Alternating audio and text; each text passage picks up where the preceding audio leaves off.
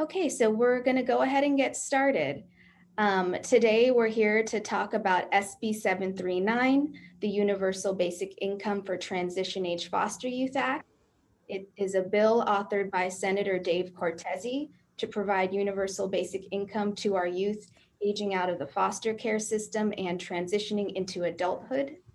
The bill has cleared crucial hurdles, and it should be voted on by the entire state Senate today.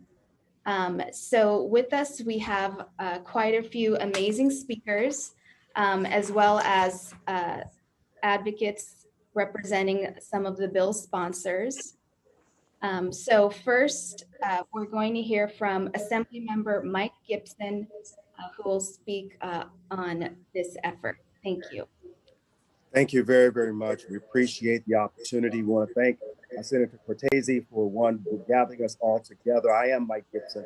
I represent the California State Assembly District 64. Those are areas that include Wattsville, where I was born and raised, Carson, Compton, Wilmington, North Long Beach, Linwood, and also Gardena.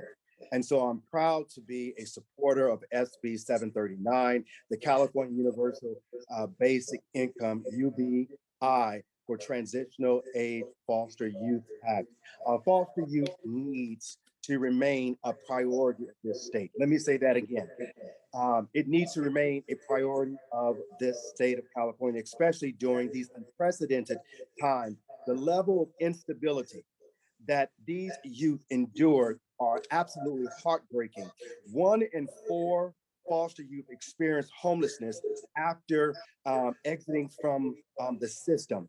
And SB 739 will help alleviate some of that burdens as they transition out of the foster care system. This bill would provide them with $1,000 per month for 3 years. That may not seem like a lot of money, but it will help those individuals that are transitioning out, who are trying to find their way, making sure that they don't end up on the street. This would mean that foster youth would be able to support themselves and be less likely to experience homelessness. I just said something, less likely to experience homelessness. You guys should have clapped just because I said that, because that's something remarkable and amazing that this bill 739 does. And I want to thank the author for his great leadership, for helping us come together to not only to promote this bill of 739, but also cast a spotlight on the constant need that our foster youth needs to have. And it's our responsibility, and not only as adults, but also as the state of California, to wrap our arms around those individuals so that because they live instability life, we can provide some kind of stability for those young people. So I'm happy to support this great piece of legislation. I'm happy to support this senator in this quest, and we urge today an aye vote on 739. So thank you very much for giving me this opportunity to be here and championing foster youth in this state of California. So thank you very much, family, and God bless you. Thank you so much. So now we will hear from someone who's been a leader on UBI efforts in our state, and that is Assemblymember Evan Lowe. Hi, good morning. Thank you very much for joining on a very momentous occasion with respect to being on the forefront on universal basic income. First off, thank you very much, Senator Cortese, for helping to make this at the state level and helping to amplify this message. The work, as many of you know, Senator Cortese led on this as a county board of supervisors in the county of Santa Clara, in the heart of Silicon Valley. And of course, when we think about the important nature of the safety net, we look, this is so important right now. And we saw many iterations of basic income on a wide variety of different areas. This was not a new concept. We've seen major proposals of this supported by MLK himself, as well as other individuals like Elon Musk and Mark Zuckerberg, and as well as Andrew Yang. What's so important is that we normalize this issue. We've seen a number of different pilots in multiple cities in the state of California, and we're going to see this not only hopefully through the state budget, but also through legislative efforts in the state of California. I want to thank Senator Cortese for being on the forefront of this. Many times you're ahead of your time, but know that we are all part of the team to helping ensure that we do not lose anyone, especially young people who are aging out of the foster care system each year and facing economic hardships. And we need these key support systems, especially we understand the high cost of living in California. So we're here with you in support, and we hope to help amplify this message and grow this and expand it just beyond foster youth. But we're excited about this opportunity and planting the seed in history on basic income in the state of California. Thanks again. Thank you so much, Assemblymember Lowe. So next, we will hear from another leader on this effort who's actually a sponsor of this bill, SB 739, and that is San Francisco District Attorney Chesa Boudin. Thank you so much, and thanks to all the media and the public who are joining us to discuss such a critical issue when it comes to public safety and taking care of the most vulnerable among us. I'd especially like to thank Senator Cortese for inviting me to speak today and for being a champion of universal basic income. I'm really pleased to be able to be a co-sponsor of SB 739, and I'm proud to stand alongside not just Senator Cortese, but also the Children's Defense Fund of California and Grace End Child Poverty Institute in our sponsorship and support. Transitional age youth, as we know, without familial support, far too often end up victimized or arrested and incarcerated for committing crimes, often just to support themselves. SB 739 would close that gap for those who age out of foster care this year. The legislation will extend a crucial lifeline to foster youth aging out of extended foster care in California. This program will show that those youth who get support are better positioned to build a foundation for future health and success. Direct cash assistance to our transition age foster youth provides a stable path to success as they exit the foster care system during a time of so much economic uncertainty. Now, currently, children experiencing parental incarceration represent roughly 10% of children in foster care. We know there's a direct connection between public safety, incarceration, foster care, and victimization. Research has shown us that 40% of children in foster care have been exposed to parental incarceration at some point in their lives. I grew up visiting both of my parents behind bars. I know the kind of trauma that the sudden loss of a parent can have on a child and the kind of lifelong resources and supports that are needed to make that child whole again. Universal basic income for transitional age foster youth is a part of mitigating the harm to those impacted by incarceration and preventing and breaking a cycle of intergenerational incarceration and victimization. These and other basic income programs will prove to be an excellent and ultimately more cost-effective use of government resources as we look to build safer, healthier communities. SB 739 is a common sense approach to promoting public safety in ways that are far more humane and cost-effective than simply waiting for people to commit crimes and then punish them, than simply waiting for people to be victimized by crimes and then trying to heal them. I'm proud to be a co-sponsor of this important legislation to make our communities safer. Thank you. Thank you so much. So next we'll hear from another sponsor of this bill. We'll hear from Shamika Gaskins, who's Executive Director at the Children's Defense Fund, California. Good morning. I'm so proud to be here standing with Senator Cortese and our co-sponsors for SB 739. You know, Nelson Mandela said that the history will judge us by the difference we make in the everyday lives of our children. We know that we have built a child welfare system that was meant to protect and provide children with stability, but we know in reality that being in foster care is often devastatingly unstable for children and youth. Having represented children in the system, witnessing the Children's Defense Fund California support our youth who have been impacted by the child welfare system and the juvenile justice system, I have seen firsthand how we have often failed our most vulnerable children. For those who age out of the system, the very safety net we're supposed to be creating through the child welfare system swiftly disappears And once again, our foster youth are left without the support that many of their peers are increasingly finding that is necessary early in their 20s, compounded by the devastating disadvantages that foster youth have already had to endure. By increasing supports for transition aged youth through extended foster care, we have tried to make sure that we are providing more for our young people as they reach the age of 21. But we know more needs to be done. When our children enter the foster care system, the government has decided that we are more fit to act as a parent. So we cannot toss that responsibility away just because a young person has reached a certain age or completed a program. We know that continued support leads to better outcomes.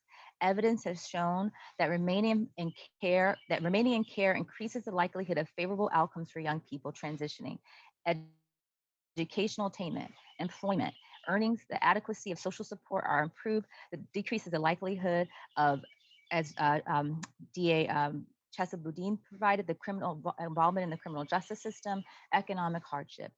And based on our recent national polling of data, the majority of voters also support guaranteed income programs for young adults transitioning out of foster care.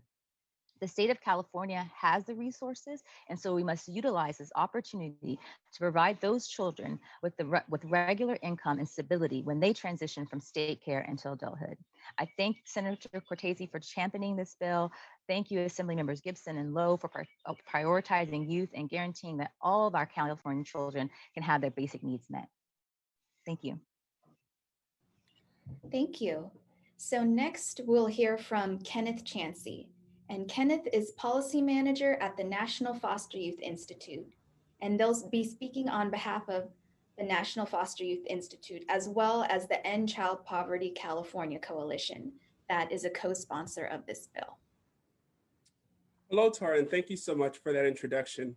I'd like to thank Senator Cortese for putting forth this bill and for his leadership in supporting young people, in particular, the transition age foster youth that face disproportionate burdens and that were only complicated and exacerbated by the pandemic. SB 739 is a landmark piece of legislation for our state, and it would mark an historic investment in universal basic income and is an important step towards addressing this disproportionate burden placed upon our foster youth. We also owe a debt of gratitude to those sponsoring this bill here today: Children's Defense Fund California, Grace in Child Poverty California, San Francisco District Attorney Chesa Boudin. This bill is aligned with our mission and our values here at the National Foster Youth Institute and in the End Child Poverty California Coalition. And from what we heard from Assemblymember Lowe, it's also backed by our business sector, our public sectors, and several non-profit sectors across the state, which is to ensure a better future for all our children and to uplift and support the next generation so that they can reach their full potential. From firsthand experience, I know that when we give people the tools they need to succeed, we can ensure that they can build a productive life in which they can sustain themselves. I myself exited the foster care system straight into homelessness, where I resided on Skid Row for 2 years at the Union Rescue Mission. We heard Assemblymember Gibson, one quarter of foster youth do age out of the foster system into homelessness. And my story really is not unique. Foster youth are aging into poverty and into homelessness on a routine basis, often occupying the tents that line our street. My little sister herself, Stephanie Marie Nicole Costello, say her name, passed away on September 13th, 2017 at the age of 24 years old, just 2 years younger than myself when I was writing legislation for the city of Los Angeles. And it does not have to be this way. The solution is simple. Provide these young adults with a stable financial foundation that is not conditioned on their medical, academic, or career accomplishments. We know what our president would say. This is about more than a paycheck. This is about dignity. This is about respect. This is about our transition-aged youth growing into a society that places them with healthy outcomes. This is about honesty. We owe it to our IOP directors and our social workers who have to look into our brothers and sisters' eyes and say, it'll be okay. SB 739 would mark a bold step forward to ensure parity and foster youth success. Thank you. And I urge the state legislature to move forward with this important measure for the future of our foster youth across this state of California. Thank you. So we'll hear from our last speaker today, Giselle Huff, who's president of the Gerald Huff Fund for Humanity.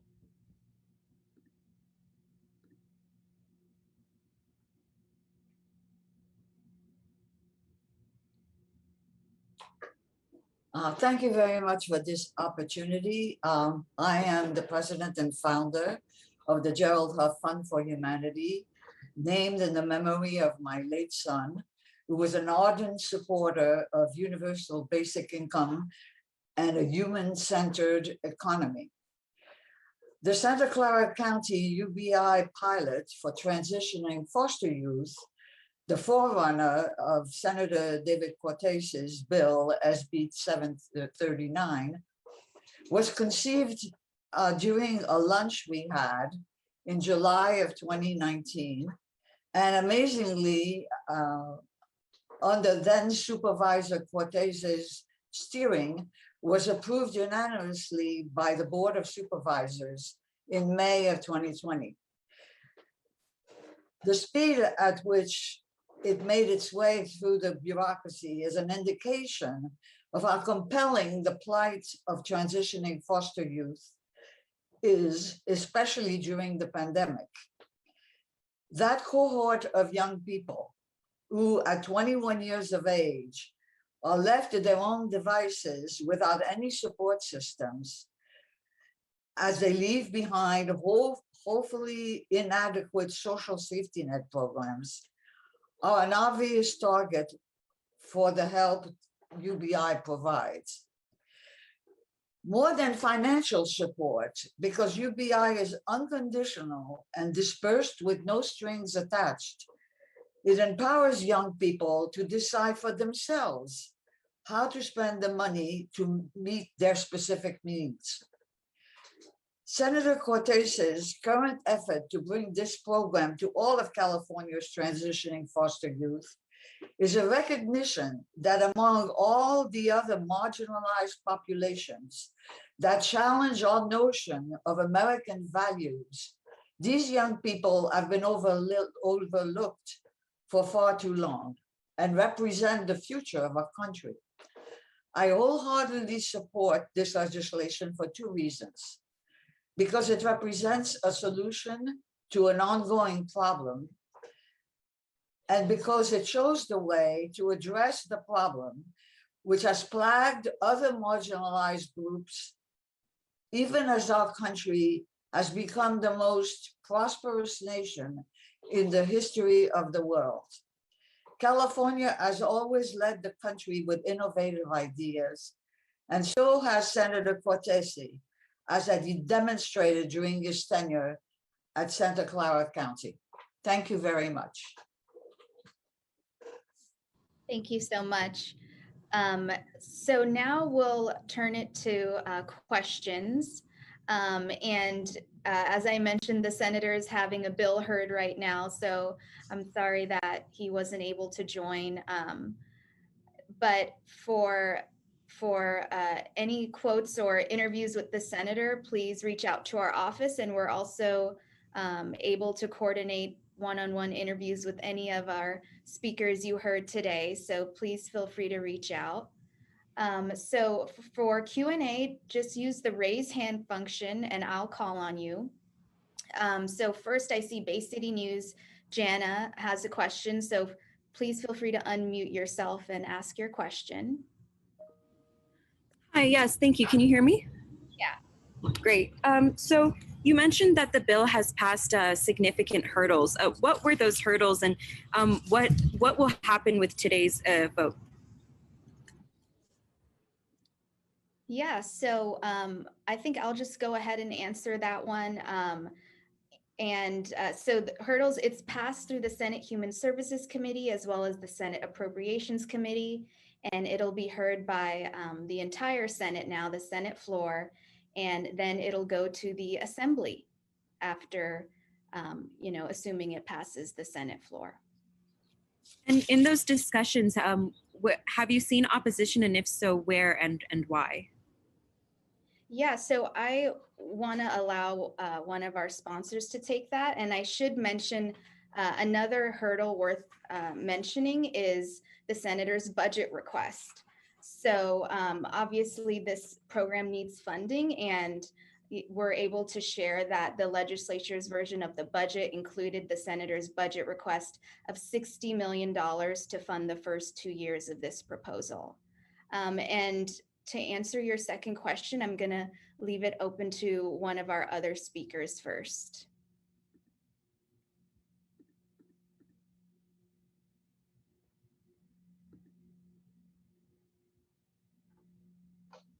Sorry, what was the other question that was unanswered?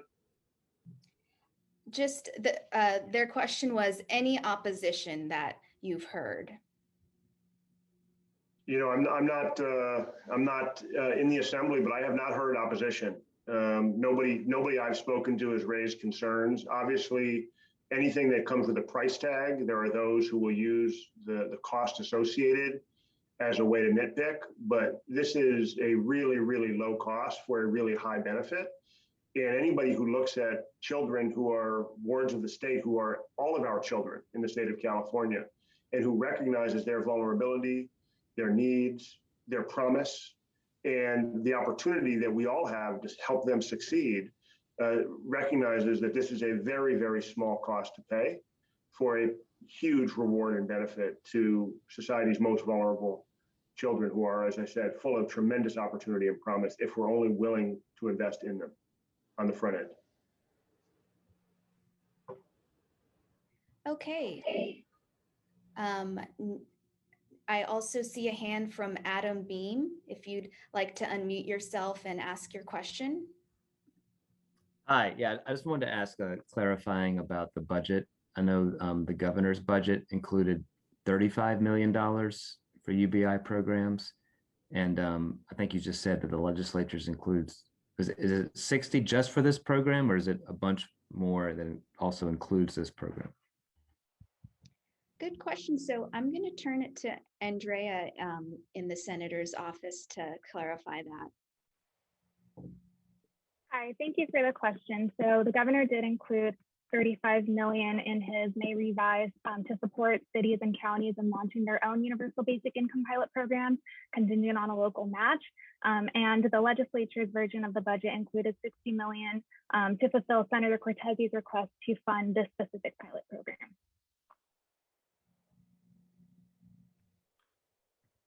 Thank you. And also I wanted to ask, it sounded like that this pilot program was already going on, I think, in one of the counties. And I was just wondering if you had any, statistics or analysis of how it went, if it's too soon, if it's still going on. So Giselle, do you want to address that question? Yes, the program was launched in July of 2020, so it's too soon. We haven't gotten all the results yet.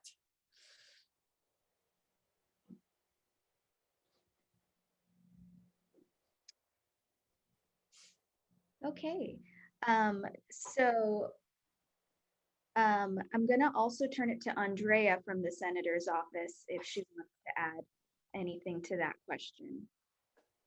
Thank you. There was an initial report, a quarterly report in February of the Santa Clara County pilot program. And as Giselle said, they're still looking at the findings and results, but early feedback suggests that the basic income payments provided increased stability to program participants throughout the COVID-19 pandemic. Thank you. So I see Jana has their hand up.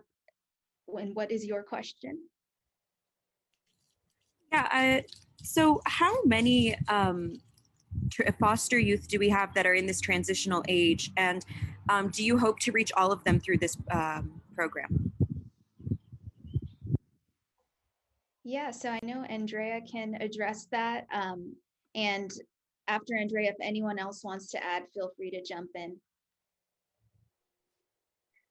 So we know that there are approximately 2,400 to 2,500 foster youth who age out of the extended foster care program per year. So this proposal will include one cohort of youth. So all foster youth who age out of the extended foster care system in the year of 2022 will be captured under this program. And of course, if we are granted additional funding or we are given or we see positive results of this program, then we would love to extend that to more foster youth.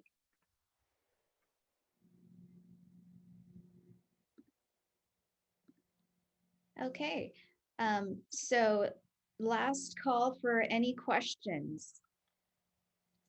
And if you don't have the raise hand function, please feel free to just unmute yourself and ask your question now.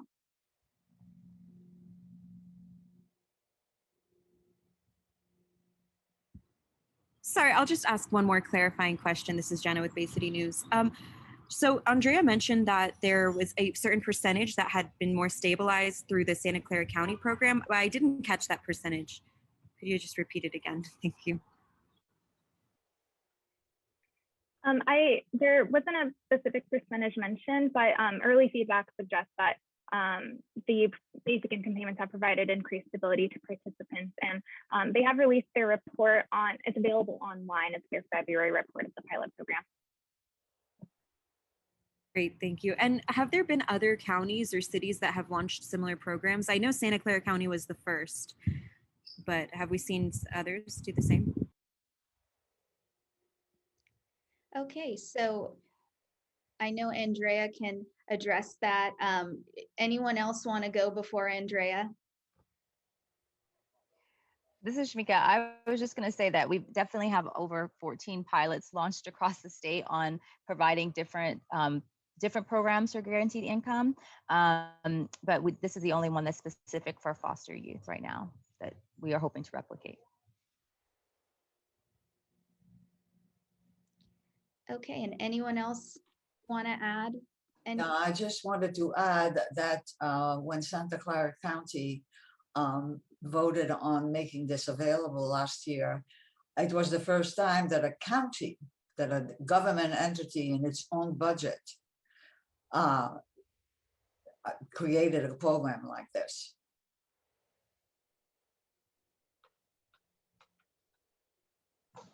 And I'll add one point, which is that as we think about the kind of pilot programs that are being done in this space that the question is asking about, let's remember that we have decades of experience doing nothing to support foster youth who are aging out. We have experience in every jurisdiction across this country of standing by and saying to people who have been the children of the state, when they hit 18 or when they hit the age where they age out of foster care, we say, you're done. We push them out of the nest without having any kind of a safety net for them.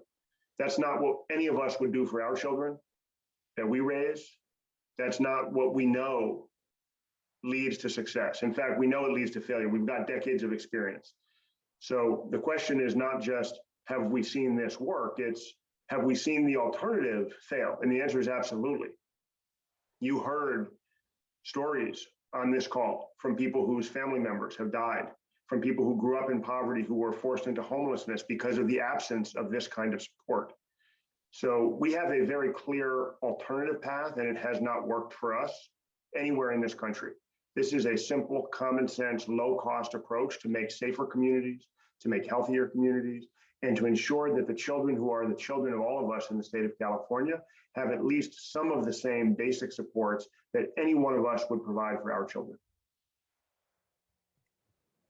And just to follow up on those comments, I just do really, a program like this is really pivotal to the outcome for youth. A lot of the programs out there are conditioned on whether or not an individual, first of all, you have to work, but if you make too much money, you don't qualify. And oftentimes there's several other conditions. And if we talk about this intersectionality between juvenile justice youth and youth involved in the child welfare system, there's also those requirements, those judicial requirements, the classes that also come into play. And then we often have to talk about the cyclical relationship with the foster care system. When youth who are in that transition age have families of their own, and often those children end up in the system. And the preventative step measure, what a preventative measure this is, because it's often poverty that's under the guise of neglect. That's what resulted in my detainment from my home. And ultimately, me and my sister are 2 years apart. 2 years apart, I found my way through Loyola Marymount University and have worked very fantastic careers and landed myself here at National Foster Youth Institute, where it's our responsibility to make sure that foster youth know about laws like this, but also to coordinate with our county DCFS directors and our deputy chiefs to make sure that ILP managers and ILP directors know that this funding is available and every foster youth is reached. And lastly, I just want to wrap up by saying that the gratitude for a program like this is in this. We see, yeah, I don't want to be the diamond in the rough, the showcase story. Look at this kid. He graduated, he did it all, and he's from foster youth. So what's the difference? Because my sister died. This is really about life and death. I was working for the chairman of the Homelessness and Poverty Committee in the city of Los Angeles, and every day I had to listen to testimony from people who reminded me of my sister, holding back tears because those stories that they shared at that podium were stories that I witnessed firsthand. So it's solutions like this that we definitely need to move forward, and I thank the leadership at the state level for moving this forward. Thank you. So with that, this is just a last chance if there's any more questions before we close our conference. Okay, well, thank you everyone so much. Thank you to our speakers, those that have been pushing this effort forward. We're going to go ahead and close, and to any of the reporters on the call, please feel free to reach out to our office to coordinate one-on-one interviews. We're happy to direct you to the right contact. Thank you so much.